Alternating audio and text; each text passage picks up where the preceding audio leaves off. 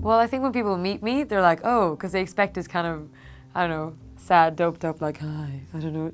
But I'm kind of, you know, I laugh a lot and I'm just, but I guess it's I don't really think about it. I think it's funny. I haven't really cared about that as a, like, no, that's so wrong, that's not me, because I do get what they mean, because everything that, all my dark sides kind of come through in my music. That's where I like choose to not to put them away. So it's free space. So I guess I'm not the saddest girl in Sweden, but I mean, sometimes, I guess, yeah.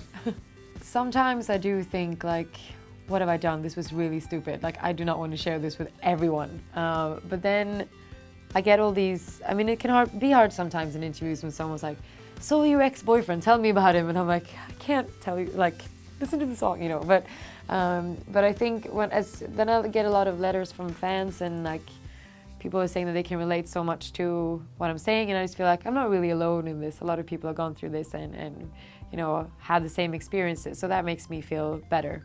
But yeah, it can be hard to talk about it. It's way harder to talk about it than sing about it. We don't have Twinkies in Sweden, but for me, I thought it just meant cookies. So, and I just liked the word. I was like, Twinkies, that's so cute for word for cookies. So I didn't know there was actually a brand. So I should be getting some Twinkies.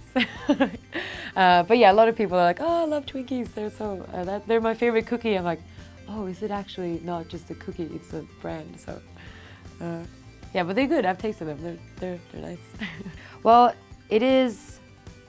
I mean, it's very, you know, much, you know, based on the whole EP is, but like that song, so much like about, you know, just my own experience and how it really can spiral kind of out of control when you're getting over someone, like when you're really that heartbroken. And I mean, I'm fine now, but it was just a dark time when I wrote it, and when the video, it was kind of hard to do that recording actually, because it was so, like, I was carrying around this camera. I kind of had this camera strap-on thing, and it's like up like this, and it's like 10 kilos that I'm just walking around with, and I'm with, you know, 3 of my friends that are like, oh, we can make out with you for a few days, that's fine.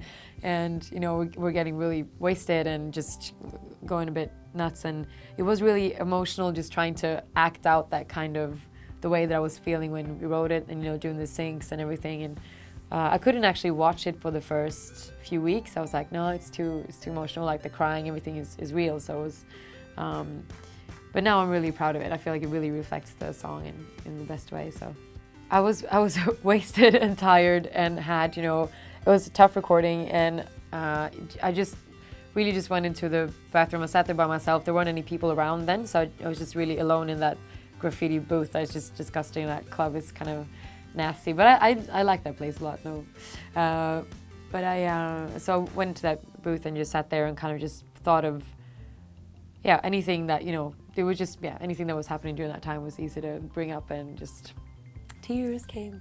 I think just the way that I kind of love that raw sound, and the kind of the sweetness of the decadence, that kind of like that I really do, I'm fascinated by it, and I like it, I'm drawn to it. And I think that kind of plays a part in my music too, and just plays a part in my life in general, that you know, you're attracted to things that maybe not be really good for you, which I think a lot of people are.